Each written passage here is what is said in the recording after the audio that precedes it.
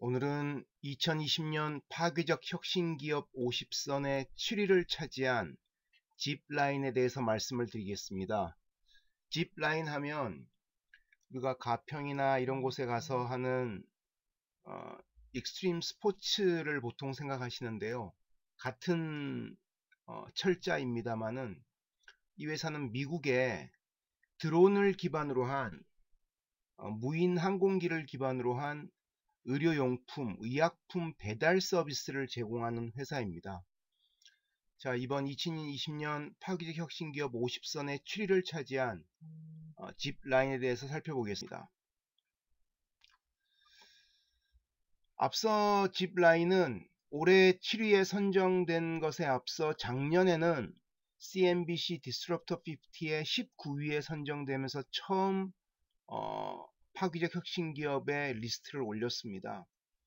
이 회사는 무인 항공 기술을 이용해서 의약용품들을 운송하는 회사입니다. 그래서 여기에는 인공지능, 머신러닝, 그리고 당연히 드론 같은 하드웨어 기술, 그리고 UAV, Unmanned Aerial Vehicle, 사람이 관여하지 않는 그런 항공 관련 기술들, 그 다음에 엣지 컴퓨팅, 로보틱스 같은 이런 다양한 핵심 기술을 보유하고 있는 회사입니다. 2014년도에 설립돼서 지금까지 2억 2,500만 달러의 펀딩을 받았고요. 약 3천억 정도 펀딩을 받았고, 기업 가치는 최근에 유니콘 기업이 되면서 됐습니다. 12억 달러의 기업 가치를 달성을 했고요. 2014년도에 설립돼서 처음에는 2016년도에 르완다에서 산간지역, 차가 다니기 힘든 산간지역에 급하게 혈액을 배송해야 되는 그런 일들이 많지 않습니까? 그래서 이제 무인 항공기, 드론으로 혈액을 배송하는 일을 시작했습니다. 그러니까 당연히 차가 다니기 힘든 산골 같은 곳에 혈액 같은 걸 공급을 하니까 엄청 인기를 모으기 시작했던 거죠. 그래서 처음 루안다에서 시작해서 이후로 아프리카의 가나 지역으로 확대를 했고요.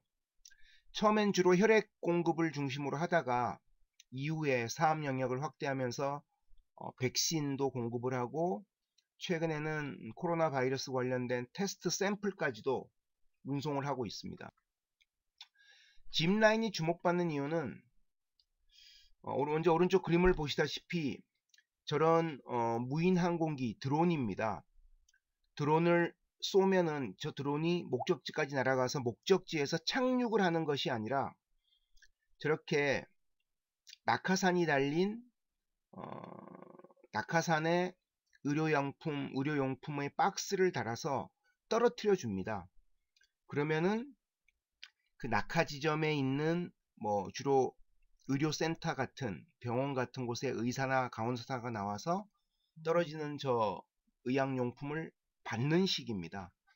그래서 처음에 아까 말씀드린 것처럼 주로 혈액을 저렇게 차가 다니기 힘든 곳, 하지만 빨리 배송해야 될 산간지역에 배송하는 업무를 시작했고요.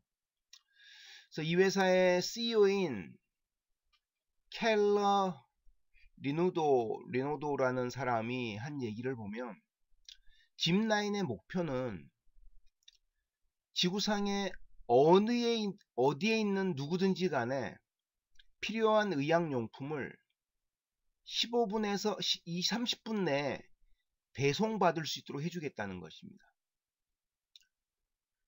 어디에 살든지 간에 필요한 의약용품을 15분에서 길면 30분 내에 배송받을 수 있도록 해주겠다는 겁니다. 당연히 드론 기술이 필수적이겠죠. 그래서 올해 4월부터는 가나의 2개 대도시에서 코로나 바이러스 관련된 테스트 샘플 배송 서비스를 시작했는데요.